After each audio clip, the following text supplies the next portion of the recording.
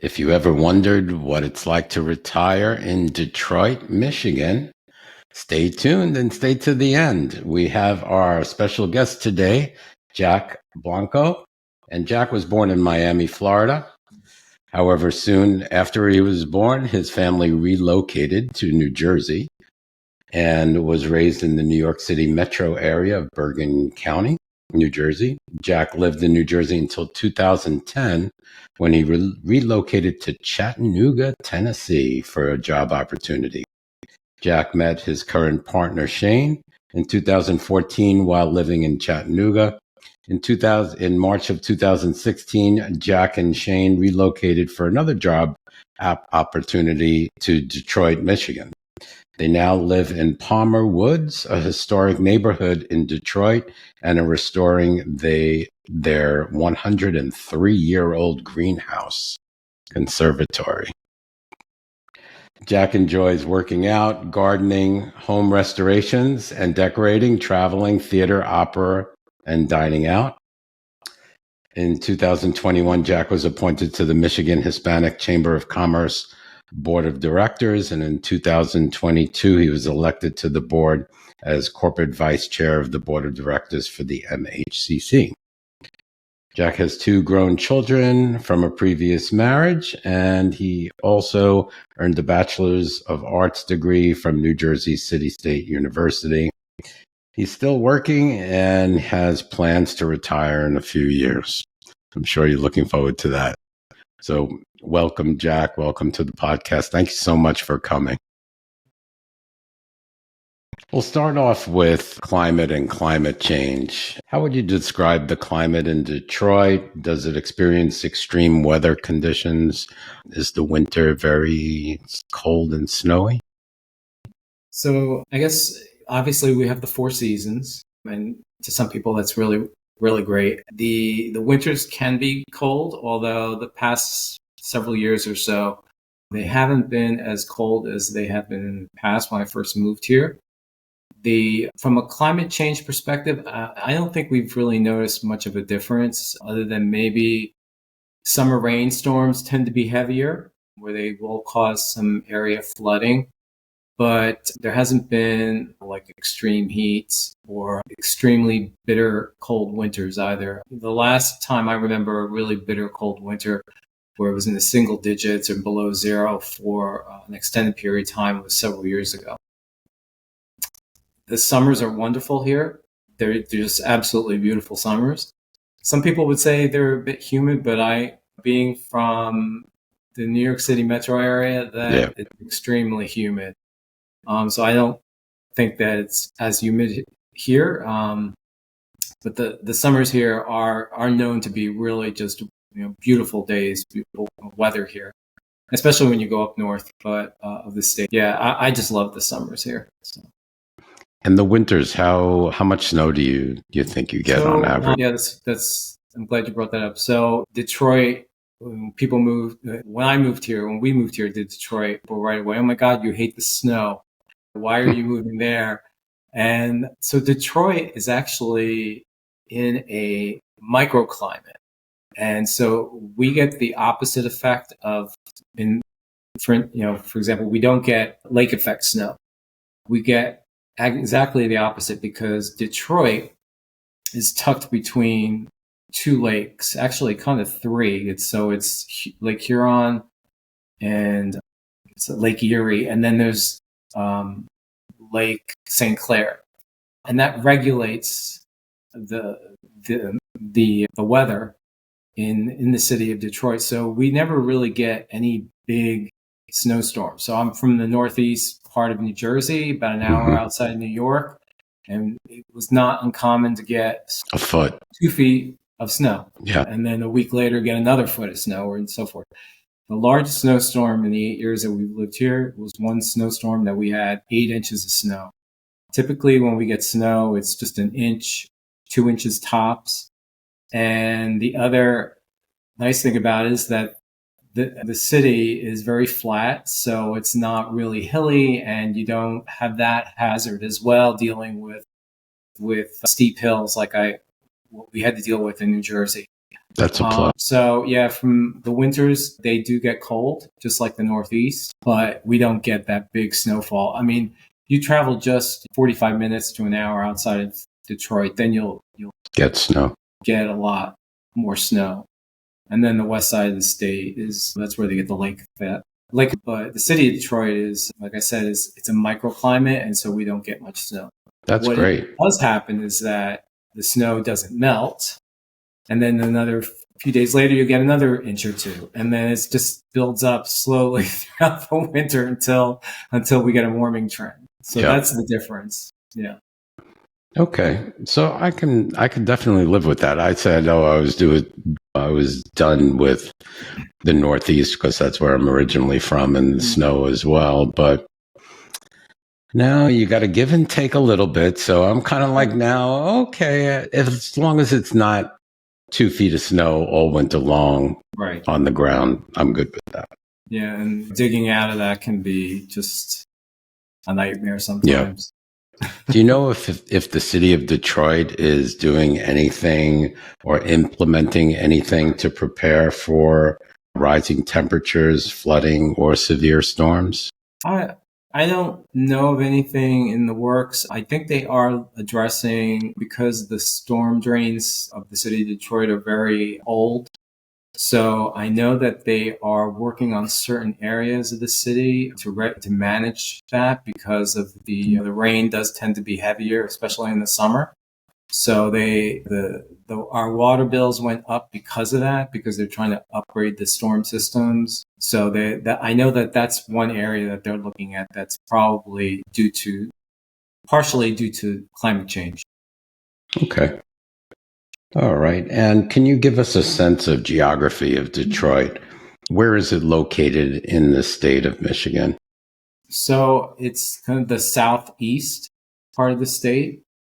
And we are right on the border, the U.S. border. When you go to downtown, you literally can look across the Detroit River and see the Canadian flag flying across the river.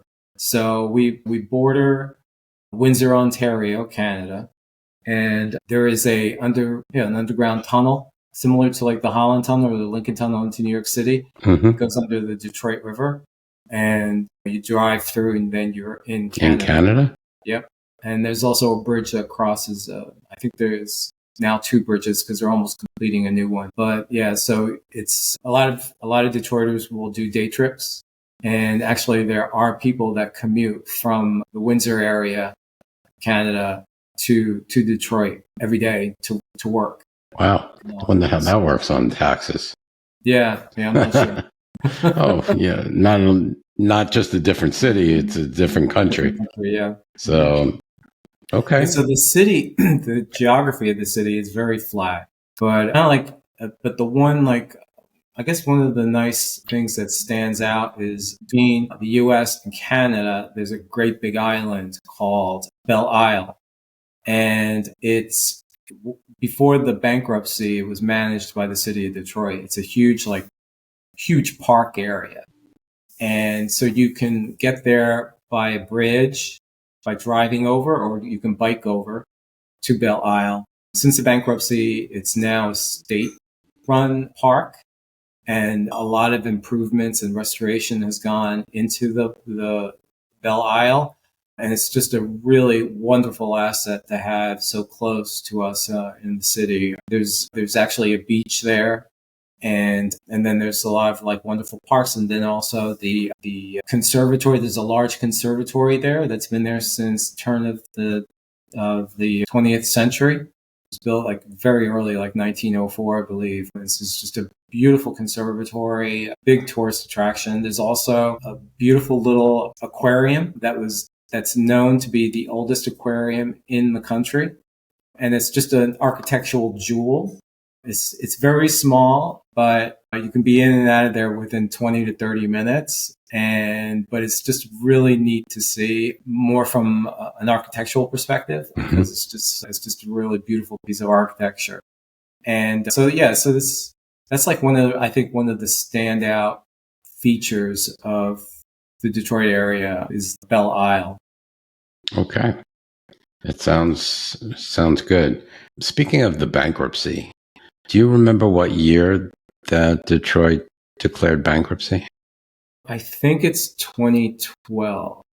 Okay. I may be wrong, but I think it's 2012. So we moved here in 2016. So it was not too long after that. But I believe it was either 2012 or 2014. When did it start? When did you notice it started making a comeback? Because it certainly made a comeback. Yeah, I would say within like the year or two that we were here, we were seeing big changes. I mean, downtown, by the time we moved here, was pretty much back already.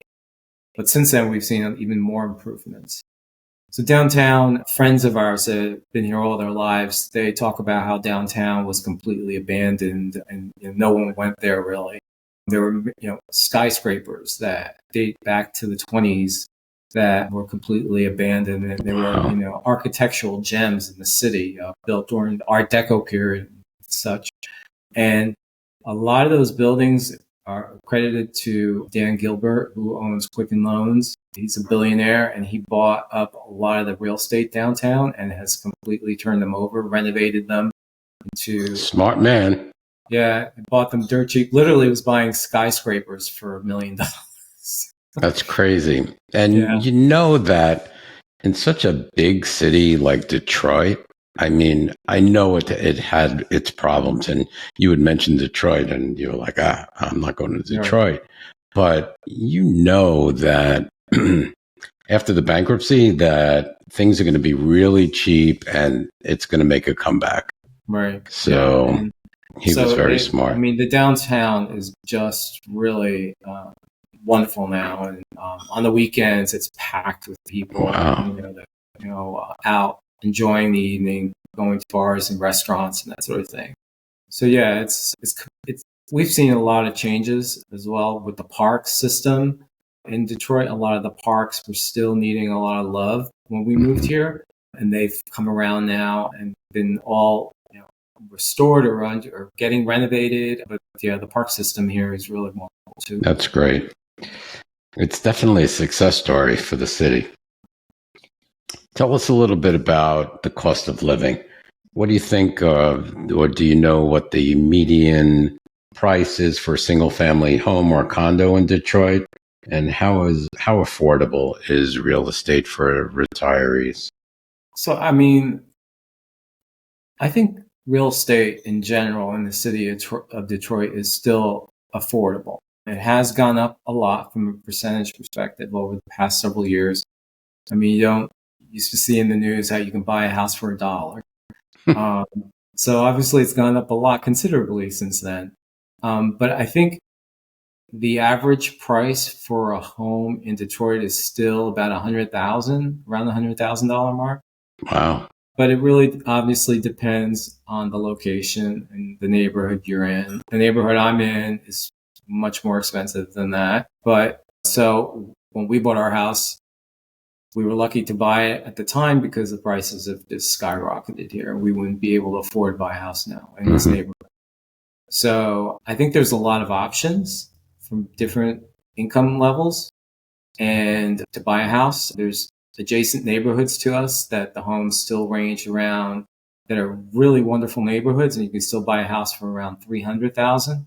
Wow, that's really nice neighborhoods, really safe.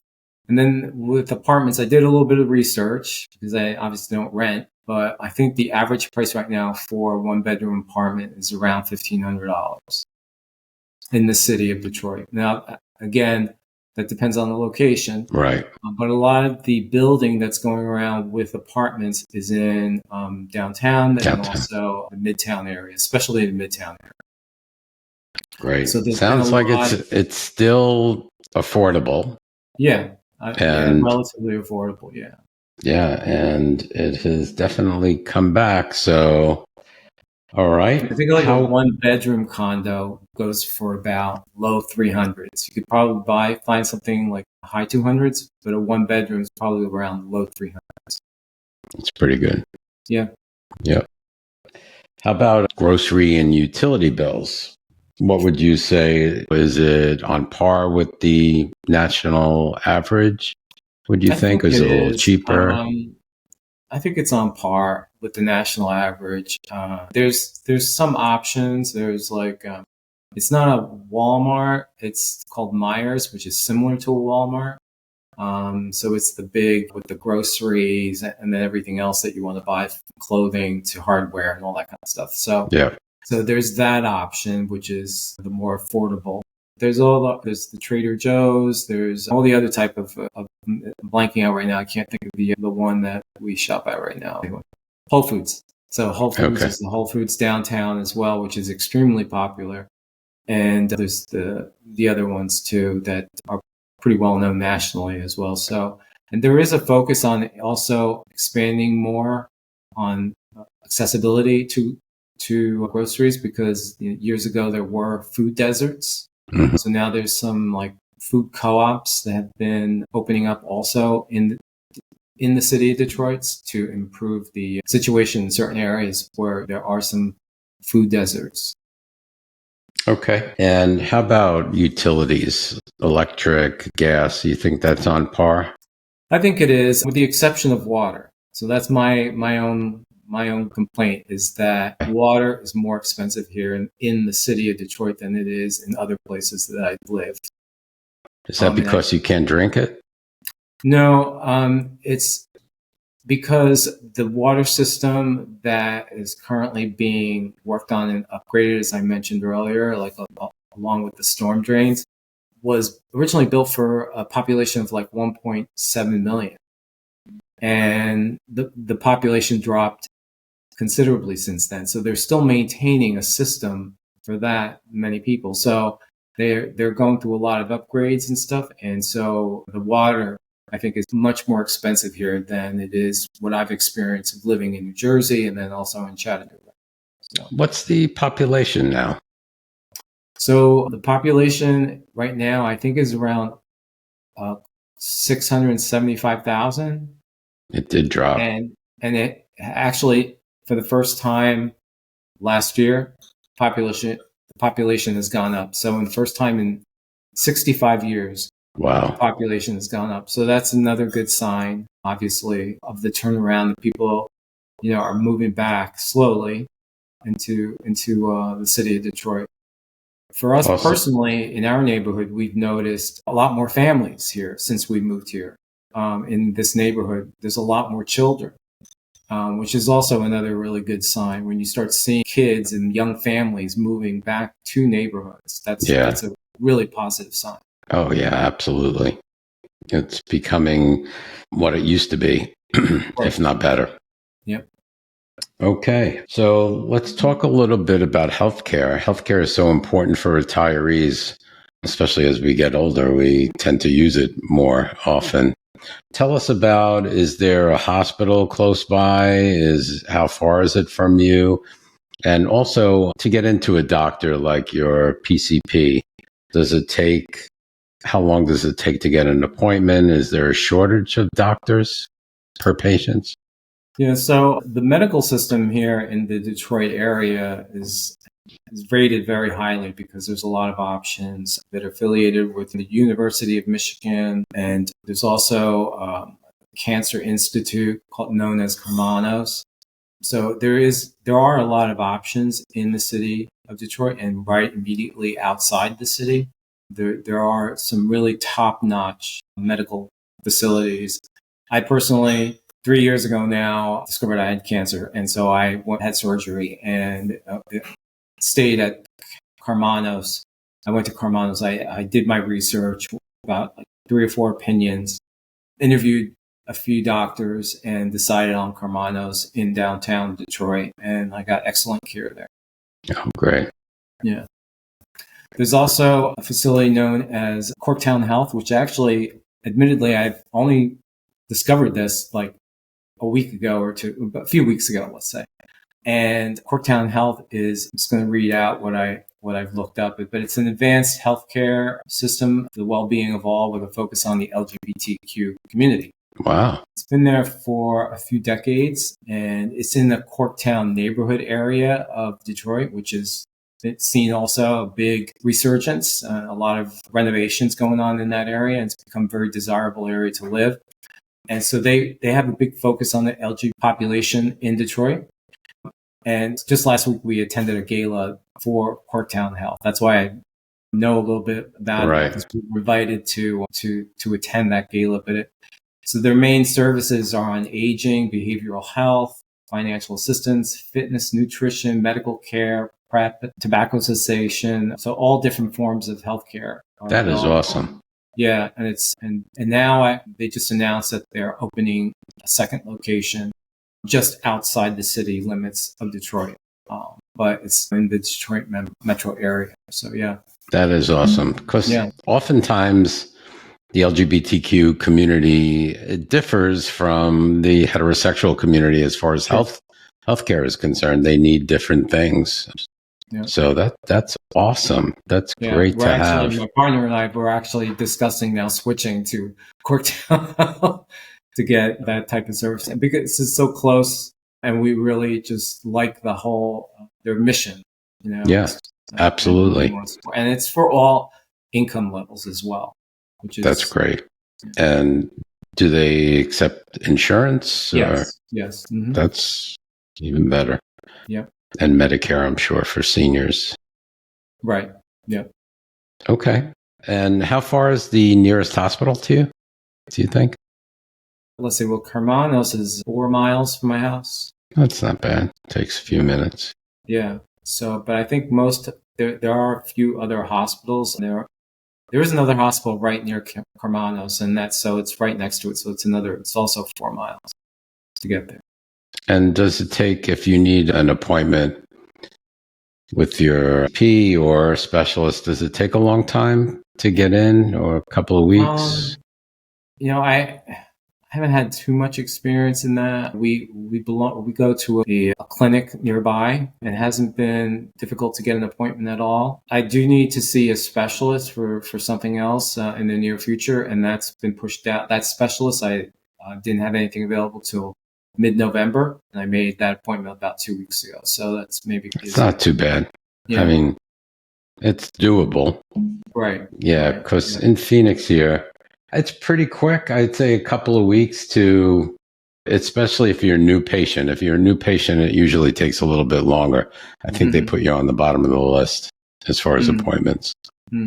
Okay, so that's pretty much average that everyone else. Yeah, and when I was doing my research and meeting with doctors for my surgery, cancer surgery, I didn't have to wait long at all.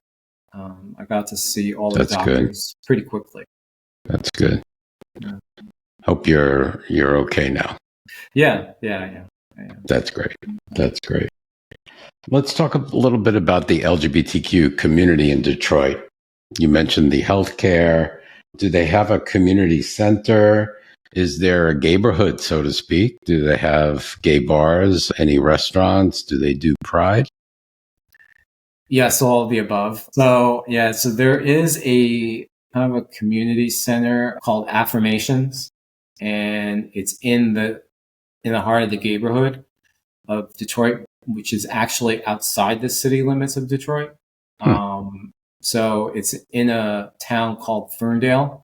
And so Ferndale is literally a mile, or it actually borders the city of Detroit. So it's only about a mile from our house, but it actually borders Detroit. The actual gayborhood was originally in the city of Detroit, in a neighborhood not too far from where we live. It's called the Palmer Park section, which was all high-rise apartment buildings. And we always hear stories from all our friends that have been here all their lives. They're retired now, and they all talk about how that was the gayborhood, and that whole area was surrounded by gay bars back in the 70s into the 80s. And then when the city went into this decline, the gay population moved out over just across the border into Ferndale. Oh, wow. Yeah. So they all moved and gentrified Ferndale. Exactly. Because Ferndale was not known to be a very good place to live, I guess. But now it's just a wonderful town. Wow. And see what the gays do. Yeah, I know. We do it all the time. Hey, let's find a place that needs gentrification. And right, exactly. There they go. I think one of the reasons too back then was because because the crime was getting really bad. They weren't also getting the support that they needed from the police. Back in the 70s and 80s, they were not treated well, like many other cities at that time. Yeah. So that's when a lot of the gays left the city of Detroit. But with that said, with that being, Ferndale is known to be the neighborhood of Detroit. The neighborhood really is much larger than that. I mean, there are other towns that are adjacent to Ferndale that are well-known neighborhoods as well. And then Detroit as well, like the neighborhood that we live in, there are many, many other gay couples living in our neighborhood. And that's also increased a lot since we've moved here 8 years ago. So it's like the whole Detroit metro area has a very large gay population. So there's not just like one specific neighborhood or town that is considered or like a safe space for the LGBTQ. It's like this whole metro area is like that. So every place in Detroit is pretty much gay friendly. It is very much so. And there's also a lot of different income levels with those different towns that are part of that. There's a lot of different income levels as well. So there's some homes like Ferndale is still very affordable comparatively to other towns that are adjacent to Ferndale, which are much more expensive and where a lot of gays also live. So there's a lot of affordability, and then there's the more upscale type of neighborhoods as well. We didn't touch on taxes. So property taxes and state tax and sales tax. Can you give us a general idea? Property tax can be high depending on where you are, and also, of course, with the size of home you have and that sort of thing plays into it. So we bought a house where a lot of homes in Detroit have, it's the neighborhood enterprise zone designation, and the sellers had that with this house before they sold it to us, and it was transferable. So we have that now as well. And it's where the city gives you, I think it's 16 years of a reduced tax rate. And like it was an abatement. intended to revitalize the city. That was something that was introduced, or I guess about 20 years ago or so. And ours just ran out, but before it ran out, we also have one more opportunity to renew it. So I reapplied for it and renewed it. So it's now good for another 18 years. Wow. But after that, it's not going to be available anymore. So right now, our tax rate is lower. The one drawback is because in our neighborhood specifically, because of the prices have gone up considerably on the homes in our neighborhood, they've been reassessed. Oh, okay. And so what happens is if we decide to sell, the homes will get reassessed at that point, and the buyer is going to have to be prepared to pay a much higher tax rate than as opposed to what we've been paying. So it's not transferable, that rebate? I don't abatement. It's not transferable to somebody else. Right. So give me an idea. Give me a rough idea. How many square feet do you have in your home? So the home is 6,300 square feet. Wow. So it's a big house, big old house. If you know anything about Detroit, the architecture is incredible in the city of Detroit. To me, that's a mansion. Some people like it. But I mean, so our house is kind of like on the average in our neighborhood, believe it or not. There are homes that are 20,000 square feet. Unbelievable. Yeah, there are some really spectacular homes in this neighborhood. And our neighborhood, and then there's other neighborhoods in the city of Detroit too that are just as beautiful. There's big old homes throughout the city. In the 1920s, up until it was like mid-1950s, it was known as one of the richest cities in the world at that time. So there Amazing. was an incredible amount of wealth here. So a lot of people recognize that these homes were built with extremely high quality materials that are completely unaffordable. So, I mean, we have replacement insurance on our house. So if our house should burn down, we should be able to rebuild the house with the same details and Right. quality that our house has now. And it's like literally like 10 times more than what we bought the house for I'm in terms just, of value. I'm So, even admiring your walls. Even your yeah, walls are beautiful. yeah, thank you. So, I mean, some of the homes, our home does not have it, but some of the homes in the neighborhood, it's extremely elaborate with marble and incredible carvings and woodwork. And Wow. I mean, just incredible. So So we for, get to see a lot of the homes inside because there's a monthly cocktail party oh, wow.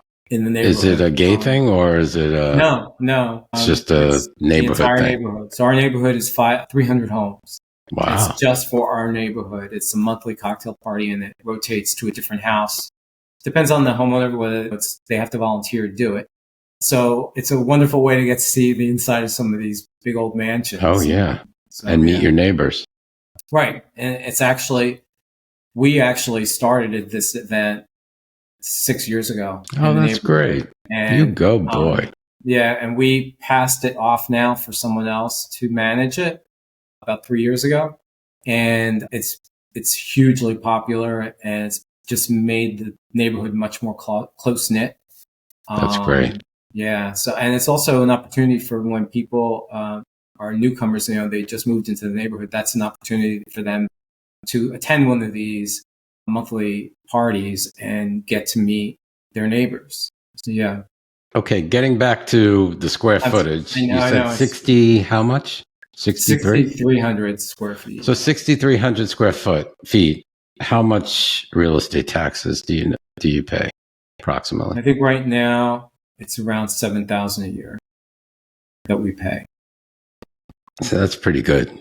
So I think it's like maybe around 7,500. I think it was lower when we first bought the house 8 years ago, obviously, but I think it's around 7,500 a year And that's with your abatement. with the abatement. Yeah, But so that's it'll go pretty up. good because I know in California, I've been looking even at condos and they're less than 1,700 square feet. 1,700 might be large. And there's a $8,000. Yeah. So I think it's you're doing pretty well. Yeah, and like I said, but there's a lot of concern about now that the homes have been reassessed, How much? that people might back out buying the house when they discover how high the taxes are going to be. So there's that concern. So Yeah. it's more so in this neighborhood because of the homes being more expensive than in general than other So it might be a little neighborhoods. tough to sell. Right. But you know what? There's always a buyer. I mean, Yeah. I mean, the homes in this neighborhood are still selling. One just sold. Actually, two just sold in the past 2 weeks or so. in the millions, I'm sure. Right. Well, there's a story behind one of them, but so one house did sell just around $1 million. The other house is known as the largest house in the city of Detroit, and it's 40,000 square feet. And it's basically a white elephant based in the neighborhood and for the city. What does somebody do with how much stuff do you have to have in 40,000 square It feet? is absolutely massive. It's walking distance from our house, just down a few blocks. But so it sold about 5 years ago for about 2.7 million. And it was bought by a corporation in California. And then they were renovating it, and the person responsible or overseeing the renovation was an elderly relative of this wealthy family. And he died. And the younger relatives, the sons, I think, don't want any responsibility on this house. So they just then abandoned it mid construction. And so they had put it up for sale for 8 million and could not sell it. they weren't paying their taxes on it, and then also weren't maintaining the exterior of the ground. So they were getting all these blight violations. Oh boy. So it is rumored that it was just purchased by an ex-CEO of a automotive brand company. I'm not going to give any more information on it because I was sworn to secrecy, but it was just purchased last week, and they just purchased it for under $1 million. Wow. Because they were so, I guess this family was so desperate just to unload it because they didn't want anything to do with it. So now they just purchased it, and they're going to hopefully complete the renovations on it, because they actually had put several million into the house already. And it still needs, I think, another 2 million or so to complete it. But 40,000 square feet. Yeah. I can't even imagine. It's like going into a museum. Yeah. And so the house was built for the Bishop Archdiocese of Detroit, but it wasn't funded by the Catholic Church. It was funded by a former wealthy family. There's still descendants living in the city, but it was built by the Fisher family, and they were known, their company was known as Fisher Body. So they were involved in the automotive industry early on, and sold their company to GM, I think it was, back in the 20s. And at that time, they were billionaires. So they were just fabulously wealthy. There were 2 Fisher mansions in the neighborhood, 2 brothers that had built their homes. And then just across the street, they funded the Bishop Mansion. So I always joke that they were buying their way into heaven. Jack, if you were ever near those mansions or those homes, snap a picture and send it to me. And I'll put it on Instagram, because I am just like, I want to see what one looks like. I want to see what yours looks like. So those homes are just incredible. But the Fisher Mansion just sold a few years ago to a former COO of Stellantis.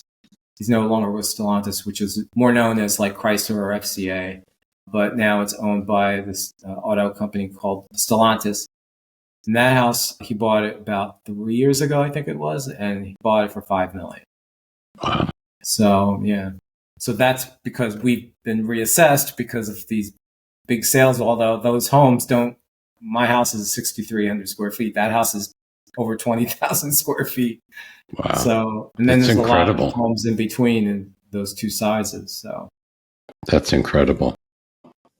Getting back to our LGBTQ community, do you know if there are any like social groups catering to retirees or the senior? I don't know of any special groups, but there are still some gay bars in Detroit and Detroit Metro that have been around for decades, where I know a lot of like the more senior gays hang out at. So I know that there's these informal social groups where they get together every week on a certain day, because we've been invited to them. But formal groups, I'm not aware of. There may be some formal social groups, but I'm just not aware of them personally. Okay. It kind of seems to me like you do have a vibrant gay community there. It's very vibrant. One thing I didn't mention is that like my bio, when I left the New York City metro area, I moved to Chattanooga, and it was for a job opportunity. And when I lived there for the 6 years, although I loved living there, it was very difficult to make friends. It was I meet other gay people, and even the gay population there was very cliquish, has that Southern mentality. But I did love living there. When we moved here, it was completely different. All it took was just meeting 1 or 2 people, and we were introduced to this whole network of people. And we have this huge network of friends that we get together with on a regular basis. And we're part of the theater, buy season tickets now, and all get together every couple of months or so and for dinner and go to the next Broadway show that's playing in Detroit, that sort of thing. So, excuse me, we've made a lot of friends in the area. So it was just so much easier to connect with people here as opposed to where we were in Chattanooga. So it's just, I guess, that Midwestern way that, I always say everybody is kind in the Midwest, yeah, or kinder. and yeah, and I didn't experience that cliquish mentality, like you're not from here sort of Hmm. mentality, where I did in the South. So, like I said, we made friends so quickly here. Within the first couple of months, we were being invited out by different groups of friends to go to bars and restaurants or attend parties, that sort of thing. And it just kept expanding from there. That's great.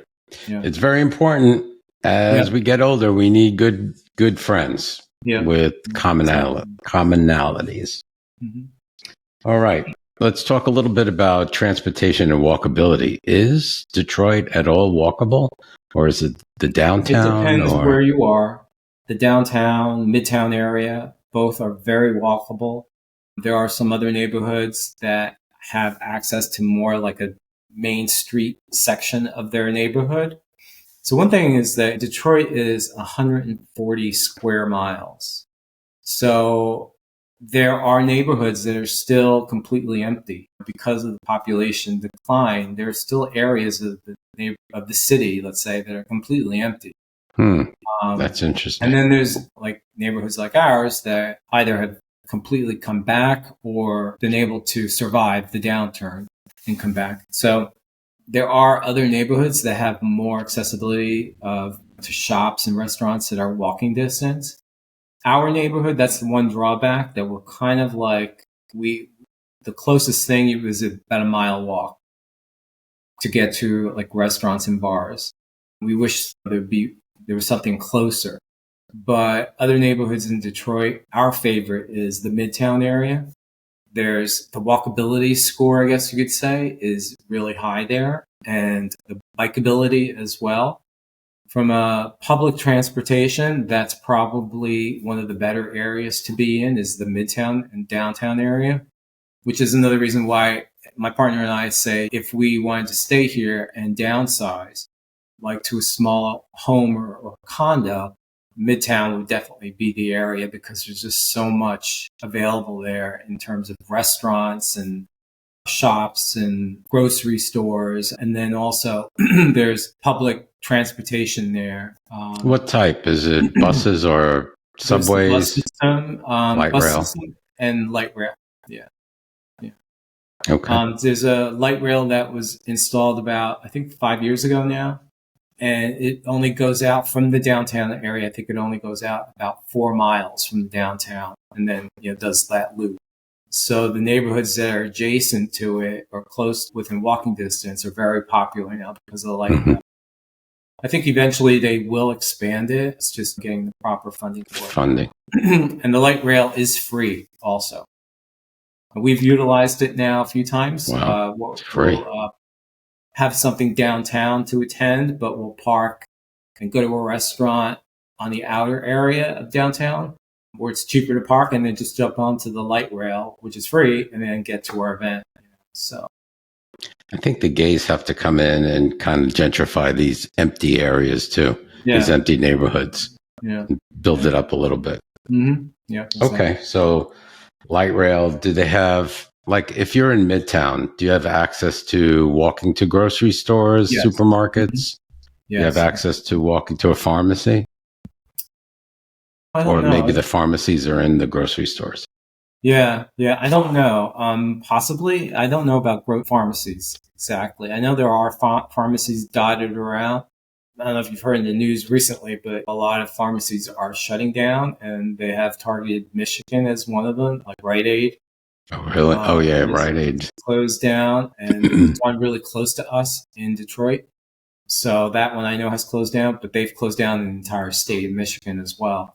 So there's that concern with some of the major chains closing down, and they tend to hit hard in the more diverse neighborhoods. So there's that concern. But there are some mom and pop pharmacies as well, which we discovered one recently that we've decided to switch over to. So yeah, you don't see much of that anymore. It's just usually Walgreens or CVS. Yep. Okay. So walkable areas, but you need a car where you are. You do. Generally need a car. Yeah, because who wants to walk a mile in the freezing weather? Right. Also. So if we eventually move to the Midtown area, we could essentially get by without a car if we don't need to drive to an office. So if you need to go to work in an office, then you would have to have a car.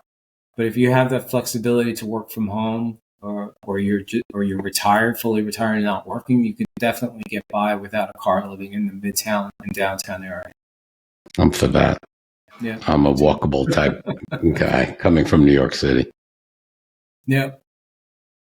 Talk about arts and culture and entertainment. There are theater, live theater, museums, opera you mentioned. So there's an incredible amount of culture and arts in the city of Detroit. And it's due to the fact that the city of Detroit was as I mentioned earlier, one of the wealthiest cities in the area, in the country. So it was funded by a lot of benefactors of that time, obviously the Fords, but many other very wealthy families at that time. So we have the Detroit Institute of Arts, which is the major art museum in Detroit, in the city of Detroit. And past couple of years, I think it was in USA Today last year, and for 2024, it was rated as the best art museum in the country. Wow. And it is. It's just a wonderful, wonderful art museum. And we always take out-of-towners that have come to the city of Detroit for the first time. We always take them there to see this one famous mural there that's in the DIA called Diego Rivera's Court. It's a famous mural painted and funded by the Fords at the time in the 1920s. And it's a courtyard, indoor courtyard, and the whole outer area is a massive mural on the auto industry in the 1920s. And there's a lot of really great history behind it because of Diego Rivera. He was a socialist at the time. And so there's some socialist messages built in within the mural. So at the time, many people wanted to have that mural torn down. And thankfully, the Fords, Edsel Ford actually, resisted the movement to have it removed. And now it's a huge tourist attraction to go see that because Diego Rivera was married to Frida Kahlo, which was a famous painter, a Mexican artist. And they lived in the city of Detroit while he was painting his mural for, I think, a good year. They lived here in the city of Detroit. So there's a lot of history around that as well. There's also the theater. We have Broadway Detroit. And so we get season tickets for that. The next one is next week, actually, next Thursday. Is that like traveling Broadway? Yeah. And so we have a group of friends that we buy season tickets with, and routinely we get together for dinner before that. And then we go see the show for, for those tickets for that night. There's also the opera, which was brought back several years ago. And because there was always the Detroit Opera, but I think during the downturn, it disappeared, but then it was brought back. And so we have tickets for that tonight, actually, to go see La Traviata, which I'm very excited about. Oh, wow. But awesome. Yeah, and it's opening night. So we have tickets for the opera tonight. And then there's a lot of other smaller things that go on. There's Cabaret 313, which is a nonprofit organization that brings in cabaret type of performances, and it's in a smaller venue. It's only like, I think, 150 people, and you get tickets, and they're really affordable. And we have a group of friends that also buy tickets for that. We just attended one about 2 weeks ago, which was really fun. So there's just an incredible amount of arts in the city of Detroit. So, see, and you mentioned, I caught Edsel Ford, and there was actually a person they named Edsel, where they named the car. Yeah, I think I'm pretty sure that was his name, was Edsel Ford. Yeah, Edsel. Where else would you get that name from? I'm hoping I'm not getting it wrong, but I'm pretty sure that was Henry Ford's son. Oh, it makes sense. Yeah, he was the one that actually paid for the mural to be painted. I know that one was done in New York City, I think it was, and it was funded by the Rockefellers at the time. Mm-hmm. And they were also pressured to get rid of it, and eventually that mural was lost. Hmm. That was also a mural by Diego Rivera, and that one was lost. So thankfully, the one that we have in the city of Detroit, yeah. Cool. Yep. So, okay, lots of things to do with arts and culture. So, anybody that enjoys arts and culture will be great living in Detroit. There's tons of stuff in Detroit. Very good. How about dining and restaurants? There's What's the dining scene like now? Has it come back? It's really incredible. I Googled, I guess you could say, how many right now, and there's approximately something like 1,700 restaurants, Wow. all different types in the city of Detroit. So there's a lot of affordable options, and then there's a lot of really great fine dining options as well. We have a friend of many years that lives in California, and he was following a restaurant that we enjoy going to on special occasions that he's been following because he's a huge foodie. Mm-hmm. He was following them on social media and flew out here to stay with us for a weekend just so we can go eat at this particular restaurant because it's really wonderful. So it's got a great food scene. It really does. I mean, for a while there was like we had to cut back a little bit because we were just eating out at some really wonderful places, and it was just we had to just really cut back a little bit because of the calories and also because it's costly. Yeah, it's costly. Yeah. Do you think you have any Michelin star or? That's a good question. I haven't thought about that. I think there may be one or two. I would have to look that up, but I'm not really sure. And it's diverse cuisine. Like you can get Very pretty much diverse. anything. Yes. Internationally. Yeah, Arabic, Indian, Italian, of course. There's even Cuban downtown.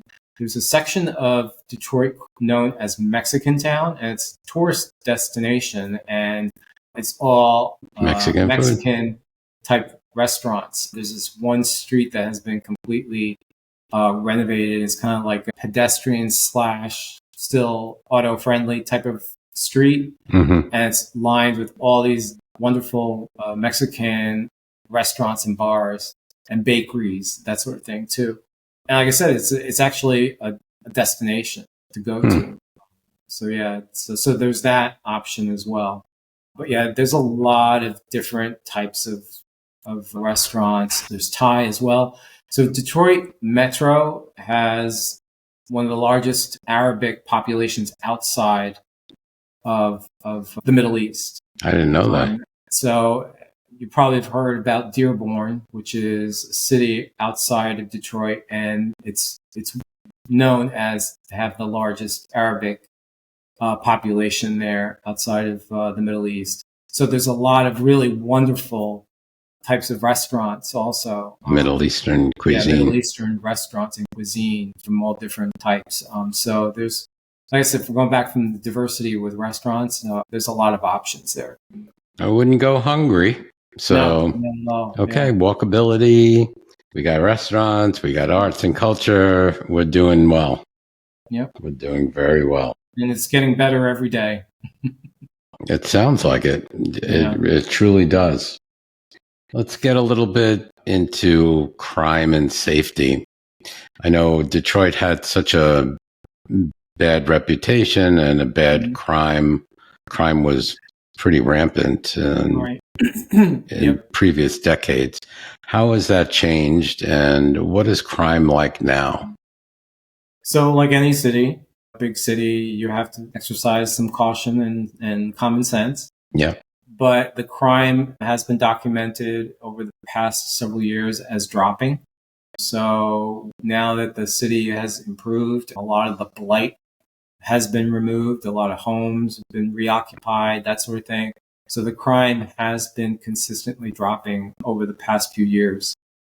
And then along with that, the population has gone up as well. So, do you have a homeless population?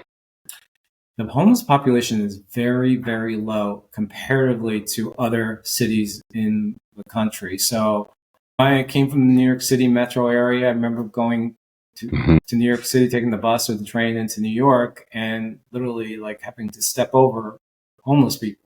Yeah. And I know that other cities like They have the same issue. San Francisco and Denver area, Phoenix, and Austin. I was shocked when I went there a few years ago because I had been to Austin before and there was a gap there. And I went just a couple of years ago. I was shocked to see how many homeless were there. So we do have some, but it's a very low number. I mean, if you're downtown, midtown area, you don't really see homeless there. They're usually in the outer areas, like under a bridge at an intersection. And I was listening to public radio several months ago on a conversation or a study that was done on the homeless population in the country and the lack of housing because it's so expensive. And they noted that at that time that in Detroit, they had a very low homeless population and partly due to the affordability on housing. So that may play a part into it may, yeah. It's low, yeah. I wonder if there are many squatters in the areas that are still have blight, like nobody's occupied. I wonder if there are squatters living there. There have been some cases of that I know of personally where there have been squatters, but I don't hear of it too much now. But I know of some instances several years ago where that was the case. Okay. Yeah. That's another. So would you think, do you hear more of violent crime or is it more of personal crime like theft? I think it's more of like break-ins, that sort of thing, attempted break-ins. I haven't heard of like violent crime now for a couple of years. There was one that really kind of shook a lot of neighborhoods. It was one violent crime that happened not in our neighborhood, but a neighborhood close to downtown.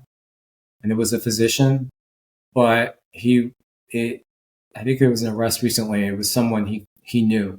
So it wasn't like a random break-in sort of thing. It was someone that he was acquainted with. Yeah. Where it was that, and he was murdered in his house and he was a physician. He lived in a gorgeous, big old Detroit house, mansion, and it's in another neighborhood from here, but he's been recently charged with that murder. But again, it was someone that he knew. It wasn't like a random break-in. It wasn't, like somebody woke up one day and said, okay. Right. Okay. All right. Do you see the city doing anything to improve crime?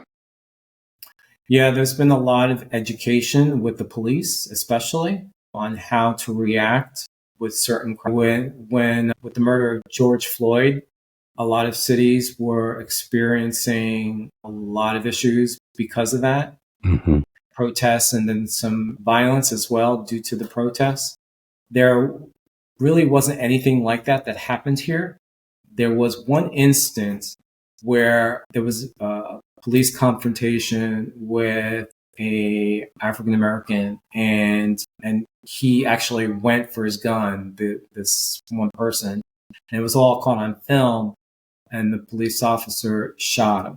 And there was immediate protests here in the city of Detroit, but then they aired the body cam video immediately in the media that evening, which completely silenced everything because it showed that the police were within used proper defending themselves. Right. Yeah.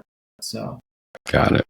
But other than that, our city here did not experience the same issues that other cities experienced during the George Floyd murder. So if I was in a neighborhood like yours and I needed to take my dog out at 2 a.m, would I feel okay? Yes, absolutely. Okay. So, absolutely. So I do like a loop walking around the neighborhood to for exercise or jogging. And if I do one whole loop on the outer perimeter of our neighborhood, it's about 1.5 miles. And so you can definitely walk anywhere at night in our neighborhood and feel very safe. Yeah, absolutely. That's important. Yeah, absolutely. That's great to hear. So as we wrap up, if someone from the LGBTQ plus community is considering retiring to Detroit, what advice would you give them? Well, don't look at all the Blight porn that was really popular up until I guess several years ago, because a lot of that Blight does not exist anymore. So don't don't listen to that narrative. But, do your research. Absolutely. Just do your research. There's a lot of options in the city of Detroit and then immediately outside the city of Detroit on where to live. And there's a lot of different affordable options in terms of homes. If you love historic architecture, then Detroit is your city because there's some really just incredible, beautiful homes. But then also there's new construction as well. There's a lot of building going on in the city, mostly condos that are being built, and then also apartments for renting are being built for all different types of income levels as well. But yeah, definitely do your research on what appeals to you in terms of what you're looking for. You're looking for a lot of exposure to the arts, theater, and restaurant. As I mentioned earlier, the Midtown area, downtown area, and some of the other neighborhoods that are adjacent to it are definitely areas that you would want to live in, and also because of the public transportation that's available in those sections. But yeah, it's just definitely just I just can't stress enough. Just don't get caught up with the blight porn that was publicized a lot throughout the globe, really. Oh yeah, when you hear Detroit, you kind of used to like kind of cringe and say, "Oh, right, Detroit," right. But it sounds very desirable right now. It has become very desirable, yeah. And like I said, there's areas that because by square miles, there are neighborhoods that basically have been completely abandoned and just have not been, there's just not that population growth yet to really be able to fill up those areas. But some of those areas have now become large urban farms as well. So there's that movement that's going on. Apparently, Detroit has the largest urban farm movement going on in the country. Wow. So there's that. That's good to know. Interesting to know. One thing I didn't bring up also was on access to food that I forgot was the Eastern Market. So the Eastern Market is close to the downtown area, about a mile or two outside, and it's been there since the 1800s. And it's a big, huge farmers market.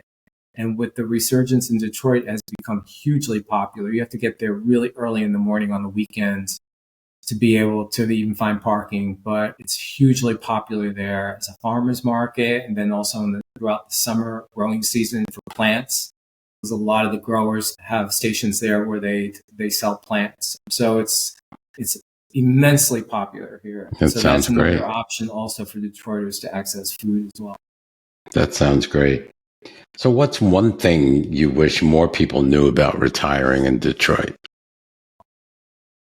I guess it's the diversity with housing, where there's a lot of options for affordable options, really affordable, or on the higher end too as well, which I think is what a lot of people don't perceive of for Detroit. Yeah, I was very surprised. You not only your home, but that 40,000 square foot home that shocked me.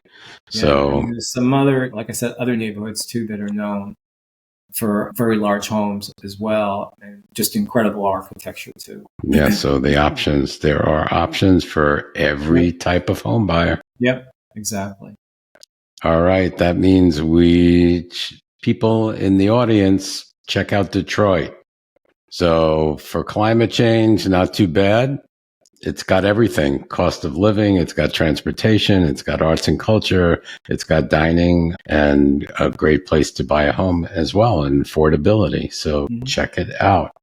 So thank you, Jac. Thank you for coming to the podcast. I appreciate all of the education you've provided us and our audience. Great. Thank you. Thank you for inviting me, Mark. You're very welcome. Take care. All right. Take care. Bye. Bye-bye.